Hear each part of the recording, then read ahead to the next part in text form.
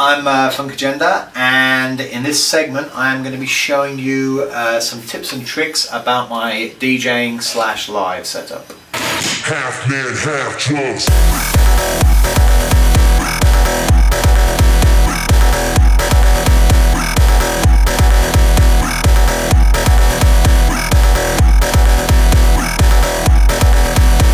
One of the things that has really helped me over the past sort of like 12 to 18 months is I switched. You probably remember from the last video that I did, and if you haven't seen the last video, you can get it online on Future Music's YouTube channel. Just a bit of an advert for you there, guys.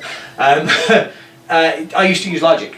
Unfortunately, like in my opinion, and in the opinion of a lot of other producers, I feel like Logic has neglected us a little bit. You know, like the actual piece of software, it's beautiful, it sounds great, and the onboard synthesizers and stuff, magnificent. Like, I mean, you know, it really is awesome. But there are glitches in, you know, in the last version of Logic that have been there since like Logic 5. And personally, for me, like I don't think that's okay. Like I don't think you can spend years and years and years advancing a piece of software and then not address simple graphic bugs and, like, you know, delay dropouts and reverb dropouts that were in a version that was, like, you know, nearly 10 years ago. Like, you know, I just don't think that's okay. Also, the other reason I switched is because my live setup moved from CDJs to using Ableton so that I could do like remixing on the fly and sort of like, you know, do sort of like live bootlegs, as it were. And I felt like, you know, Ableton was definitely the way to go for that, because obviously I'm a producer first and a DJ second, and I wanted to have all of the tools available to me while I was playing live that I would have when I was making a record. So I decided to move over to Ableton, and it became apparent to me that, like, when I was demoing stuff, like, and I was just writing simple, you know, like, say I was working on a bass line sound or a riff sound, or, you know, just the very, very basis of a track, I'd open up Ableton and I'd go straight from my live setup, and I'd use, like, say, you know, the kick drum off a track here, and I'd use like a drum loop off a track there and something like that, and it would help me just build a very simple sort of, you know, ideas, just a very simple demo of the thing that I was trying to do, and then I could take that into the studio and, you know, replace all the stuff that wasn't my own. So that ended up actually being how I run the studio now. So what you're looking at on the screen here is my live DJing setup. So I'll explain it because a lot of people have asked me about this before. Essentially, we've got green channel and a red channel. This is left, this is right, and then for each of these channels I've got 4 virtual decks. The first 2 are all for full tracks. The third deck is for acapellas and tools, and then the fourth deck is just for effects. Most of the time I've just got like this kind of white noise blast that I made, and then that's kind of like repeated down the screen, so wherever I am on the navigation, there's always one there that I can like jump to. Also, for each channel I've got a series of like a multi-effects macro that I built. So basically you can see here, like, I've got the all the things that you'd have normally on a mixer. So I've got low pass filter, high pass filter, reverb, bit crusher. I've got this kind of like funky LFO thing, which I'll show you in a minute. I've got like a delay fade that kind of like makes things echo off like a tape echo, and then I've got this crazy thing that I designed, which is like, it's a reverb that goes through a vocoder and goes through some white noise on a vocoder, and it kind of turns the whole thing into like a build-up sort of thing, so I can sort of like create effects with that. So if I play something, you know, just like if I go to like a bunch of tracks that I've got like knocking around in here, So we'll put this on, and I can just skip into the track a little bit to show you how the multi-effects work. So what I'll do is I will switch to the device screen. I select channel 1, which is here, and then I get a bunch of sliders, so I can do low pass filter and sort of like, you know, create a little bit of tension that way. I've got a high pass filter.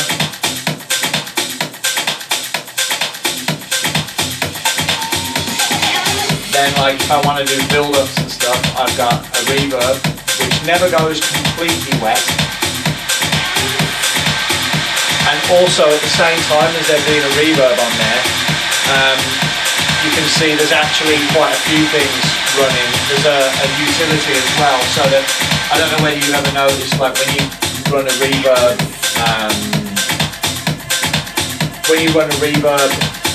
live on a track on a sequencer, when you go completely wet or quite wet, you lose.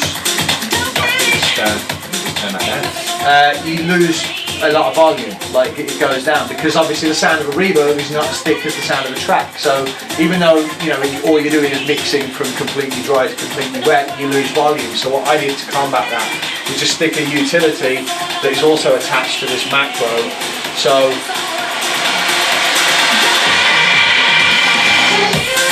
you can sort of like really sort of get some emphasis on the tracks and stuff.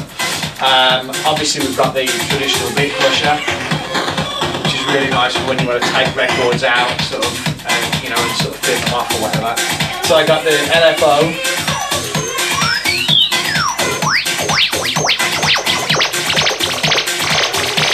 which, you know, it's like kind of like, it can sound a bit shit if you go over the top with it, but like if you use it in the right place, it's brilliant.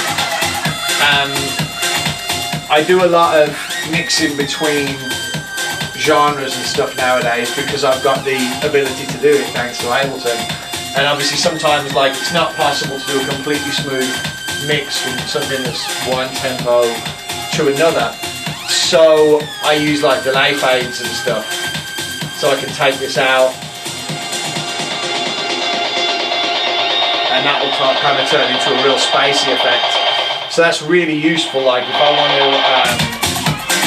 say if I want to bring in like say a dubstep record or something, that like over the top of here. If I go down to, all my genres are colour coded as well, which you know, I feel is like really, you know, really sensible thing to do. But so I can now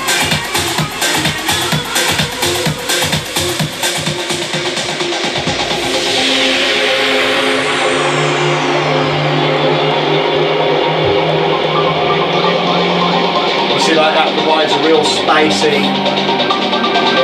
and while this is all being all kind of spacing, I can actually subtly increase the tempo without anyone noticing. And now we're on 140 BPM and no one would have spotted it. Like literally you can do that and you know, it makes the mix super fluid in between two different tempos, and you can keep going up and you can keep going down. Like sometimes I'll go down to you know, to sort of like moon bar speed or trap speed, and sometimes I'll go up to you know, like I've got like drum and bass in here and everything, like, you know, depending on what the crowd's like. So it's kind of, you know, you can really sort of play around with it. This piece of software, the Touchable app, is actually it's incredible. I tried a lot of things out. I tried Grid. I tried a couple of the other sort of big controller apps. Like there was the one, I can't remember the name of it off the top of my head, but the one where you could sort of pick.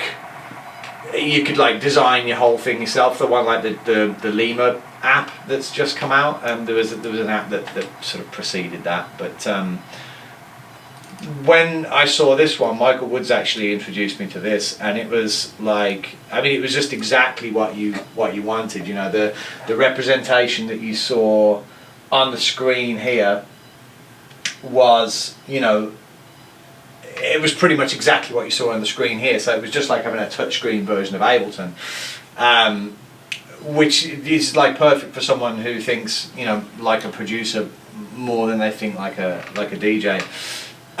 So I got in touch with the people who made the app, and I said, listen, you know, this is what I'm using it for. It's really, really good. They're just like a couple of things that I would personally change on it that I think would increase your, you know, the sellability to DJs. And so I made a few extra suggestions. So like now, just on the app here, you can turn off your scene launches. So like you can't like say when you're scrolling up and down here, you can't accidentally trigger a whole line worth of songs to start playing and stuff, which I've done in a club, and it wasn't cool.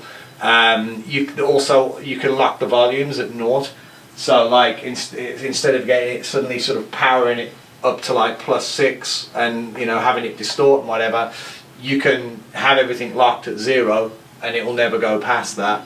And of course some of the other things they put in, like relative faders, so like you can sort of push to a certain point and then you can take your finger off, and wherever you touch it and push again, it will continue from where it went before. You don't actually have to be exact on where you push it. So that was a really, really good idea of theirs as well. So yeah, basically that's the DJ setup. That's what I play off. I've got all these different color codings and stuff. Anything that's got multiple colors, like reds and greens, that means that, like, say the red is the start and the green is the end, and it will have some form of looping thing in the middle of it, usually at the start. And then at the very end, I've got like odd tracks that are like in orange, and they're kind of like just crazy records that, given the right club, you can finish with them. But I don't use those very often. And that's it. So like this is what I started to use to produce also. If you flip over onto the main screen, we now, like, obviously this is the same setup, but, you know, going across. So all I do when I'm producing tracks is I get rid of deck 2, because we don't need deck 2. It's coming out of an output that doesn't exist most of the time, and I just throw some extra tracks in. Now, a really good tip when I'm doing stuff like this is I leave the one set of channels open, and I also leave them not routed through the master out, but I leave them routed through 1 and 2. The reason being that sends them straight to the monitors, bypassing any plugins that I've got on the master.